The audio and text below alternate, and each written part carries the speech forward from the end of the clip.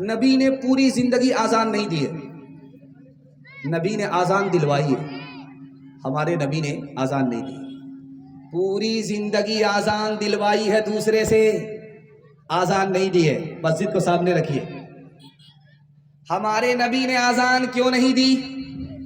اگر آزان دیتے تو کہتے حی علی الصلاۃ، نماز کی طرف۔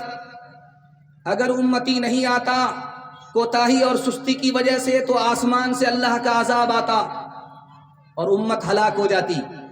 اپنی امت کو عذاب سے بچانے کے لیے خود آزان نہیں دی، دوسرے سے آزان دلوائی۔ دوسرے نمونے کو آپ دھیان سے سنیے گا، تیزی کے ساتھ نکل جائے گا۔ مسجد میں پیر پھیلا کر کے ایک جوان سو رہا ہے، اللہ کے رسول آئے، حضرت علی سے کہا کہ اس جوان کو جگاؤ، اللہ کے گھر میں سو رہا ہے، اس کو جگاؤ۔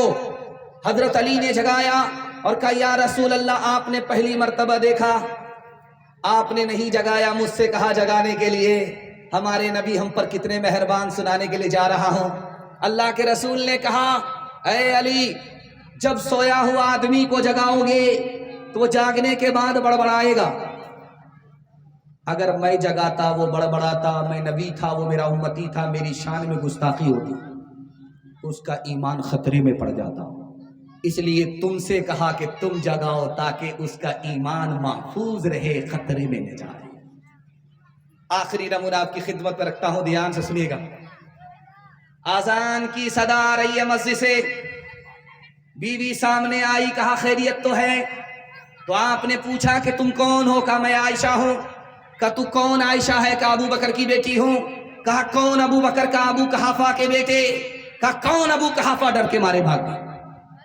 بعد میں آ کر کے جب آذان ختم ہوئی، پوچھا یا رسول اللہ، آذان ہو رہی تھی، میں آپ کے سامنے آئی، میں آپ کی بیوی عائشہ، آپ نے مجھے نہیں پہچانا، میرے باپ کو آپ نے نہیں پہچانا، میرے دادا کو آپ نے نہیں پہچانا۔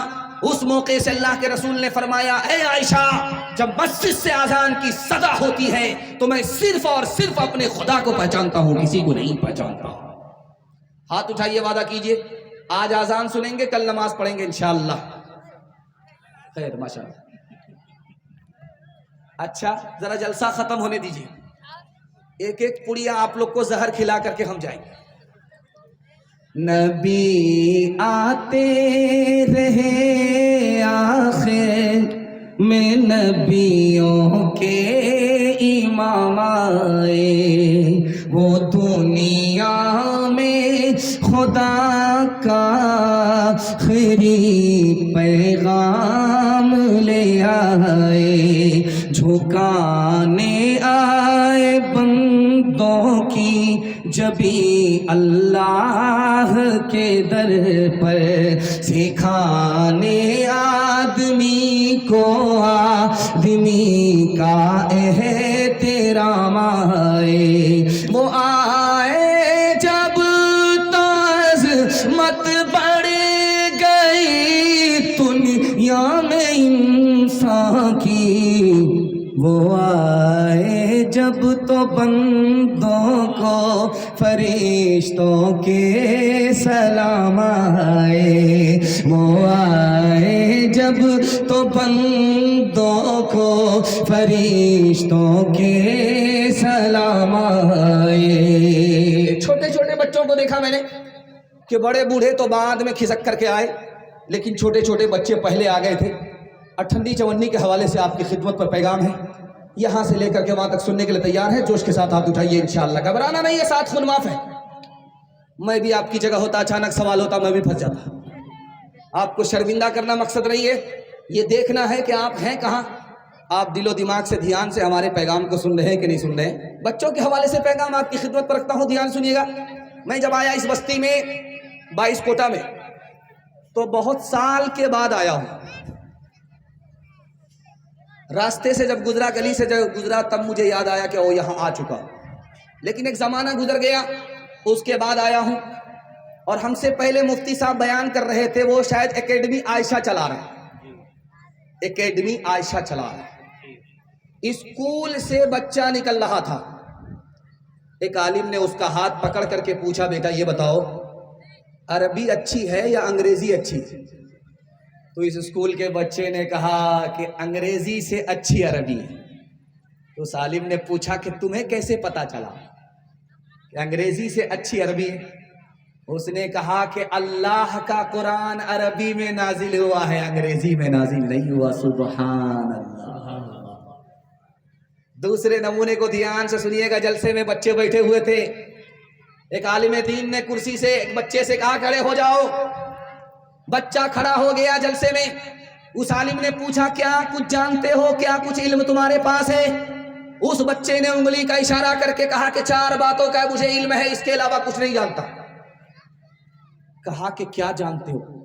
کہا میرے پاس سر کا علم ہے، میرے پاس دل کا علم ہے، میرے پاس زبان کا علم ہے، میرے پاس کان کا علم ہے۔ اب وہ کرسی پر جو عالم تھے جنہوں نے سوال کیا اس بچے سے، ان کا سر چکرا گیا۔ یہ کیا کہنا چاہ رہا؟ بچے سے کہا بیٹا وہاں سے نکل کر کے اسٹیج پر آ جاؤ، بتاؤ کہ تم 4 باتوں کو جانتے ہو، زبان کا علم تمہارے پاس، کان کا علم تمہارے پاس، سر کا علم تمہارے پاس، دل کا علم تمہارے پاس، کیا مطلب ہوا؟ میں وہی نہیں سمجھا، سمجھاؤ۔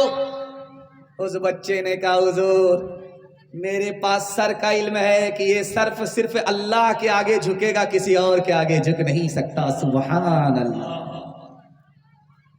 اس بچے نے کہا کہ دل کا علم میرے پاس ہے کہ اس دل میں صرف خدا بسے گا، کوئی اور خدا کے علاوہ اس دل میں بس نہیں سکتا۔ زبان کا علم میرے پاس کہ قرآن پڑھنا ہے، کان کا علم ہمارے پاس کہ اس کان سے قرآن کو سننا ہے۔ سبحان اللہ۔ میں قبولیت کی گھڑی میں دعا کرتا ہوں ایسا ہونہار بیٹا اللہ سب کو عطا فرمائے۔ تیسرے نمونے کو سنیے گا۔ یہ دیکھیے بوتل ہے، اس میں پانی ہے۔ اس بوتل کا سائز آپ دیکھیے، 1 لیٹر اس میں پانی ہے۔ بچہ اسکول سے نکلا، ابلیس راستے پر کھڑا تھا، اس نے اس بچے کو پکڑا اور بوتل دکھا کر کے کہا کہ بیٹا یہ بتاؤ، یہ زمین اور یہ آسمان اس بوتل میں آ سکتا ہے؟ عائشہ اکیڈمی کا بچہ ہے، مکتب ابو ہریرہ کا بچہ ہے۔ مکتب ابو ہریرہ کو سامنے رکھیے، عائشہ اکیڈمی کو سامنے رکھیے۔ مکتب کے بچے سے ابلیس کا سوال ہے، آسمان اس بوتل میں آ سکتا ہے، زمین اس بوتل میں آ سکتی ہے؟ اس بچے کا جواب سنیے، اللہ سب کو ایسا ہونہار بیٹا عطا فرمائے۔ اس بچے نے کہا کہ ارے یہ تو بوتل ہے، بہت بڑی چیز ہے، میں عاجز ہوں، خدا قادر ہے، وہ اگر چاہ لے تو سوئی کے ناکے کے اندر زمین کو پھنسا دے، آسمان کو پھنسا دے۔ ابلیس نے کہا سبحان اللہ، تمہارا ایمان سلامت ہے مکتب کی برکت سے، مدرسے کی برکت سے۔ اولاد کی امانت گودوں میں ہے ہماری، پالے انہیں ہنر سے، پوسے انہیں جگر سے۔ اولاد کی امانت اللہ کی اطاعت بہتر نہیں ہے، اسے سکھلائیں ہم سلیقہ اولاد کو فکر سے۔ اولاد کی امانت بالکل صحیح جا رہا ہے۔ ہاتھ اٹھائیے، وعدہ کیجئے، عقل مند اسکول میں جائے گا، بے وقوف مدرسے میں جائے گا۔ ہاتھ اٹھا دیجئے، انشاءاللہ 2-4 آدمی۔ خیر، ماشاءاللہ، اسی طرح آپ ساتھ دیتے رہیے۔ آپ بھی کنیا کے ماموں، دولہا کے ماموں، ایک ساتھ ساتھ۔ چوتھا پیغام آپ کی خدمت پر رکھتا ہوں۔ دیکھتے ہی دیکھتے 1/3 پیغام نکل گیا، مجھے بھی پتہ نہیں چلا، آپ کو بھی پتہ نہیں چلا۔ آپ ہم کو اتنا غور سے دیکھ رہے ہیں، مجھ کو ڈر لگتا ہے کہ کہیں آپ کی نظر نہ لگ جائے، لیکن میں بھی چلاک آدمی ہوں، دم کر کے بیٹھا ہوں۔ آپ لگائیے، ہم اتارتے رہتے ہیں۔ چوتھا پیغام آپ کی خدمت پر رکھتا ہوں، دھیان سے اس کو سنیے گا، تیزی کے ساتھ نکل جائے گا۔ اتنی دور چل کر کے میں رات میں کہاں تھا جانتے ہیں؟ سنت کبیر نگر میں۔ آپ کے جلسے کے لیے میں رات میں ہی سفر کیا ہوں، اور رات میں سفر کیا، رات میں پہنچا، اور آپ کی محبت مجھے وہاں سے یہاں تک پہنچا دیا، کوئی رکاوٹ نہیں، خیریت کے ساتھ میں آ گیا، خیریت کے ساتھ آپ کو سننے کے لیے اللہ نے توفیق دے دی۔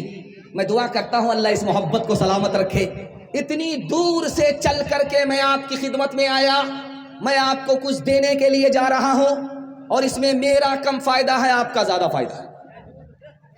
آپ 3 منٹ کے پیغام کی حفاظت کر لیجئے، میں ضمانت دیتا ہوں آپ کے ہاتھ میں بھی پیسہ ہوگا، جیب میں بھی پیسہ ہوگا، گھر میں بھی پیسہ ہوگا۔